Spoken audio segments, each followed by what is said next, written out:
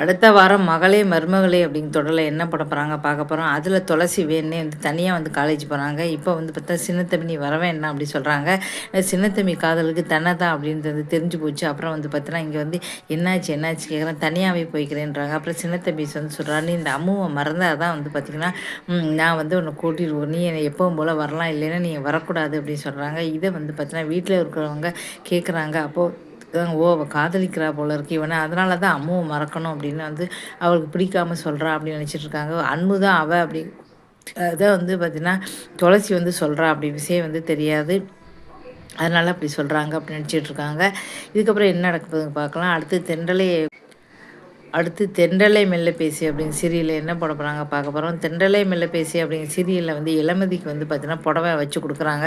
சரி உள்ளே போய் விடுத்துட்டு வரலாம் போகிறதுக்குள்ளே பெருசாக வந்து தீப்பிடிச்சிருது. உடனே ஓடி வந்து பரமன் வந்து காப்பாற்றுறாரு. நேராக போய் டாக்டர்கிட்ட கொண்டு போய் காட்டி மூட்டு வராரு. உடனே இந்த ரவுடிகள் எல்லாம் சேர்ந்து அடிக்கிறாங்க. எங்கள் இன்ஸ்பெக்டர் வந்து கட்டிக்க வேண்டிய பொண்ணை தூக்கிட்டு நீ எப்படி வந்து பார்த்தீங்கன்னா கையால் தூக்கிட்டு போவ அப்படின்னு சொல்லி அடிக்கிறாங்க. அதுக்கப்புறம் கை காலெலாம் வந்து காயமாகிடுச்சு. உடனே இளமதி சாப்பிட்டியா அப்படின்னு கேட்குறாங்க. இல்லை அப்படிங்கிறாங்க. கை காலெலாம் அடிபட்டுருக்கு, நான் எப்படி சாப்பிட முடியும் அப்படி கேட்குறாரு. சாப்பாடு எடுத்து ஊட்டி விடுறாரு. அதுக்கப்புறம் இதை பார்த்துட்டு வந்து அவர் கண்கலக்கிறாரு. இதுக்கப்புறம் இவங்க 2 பேருக்குள்ள காதல் வருமா அப்படிங்கிறத பார்க்கலாம்.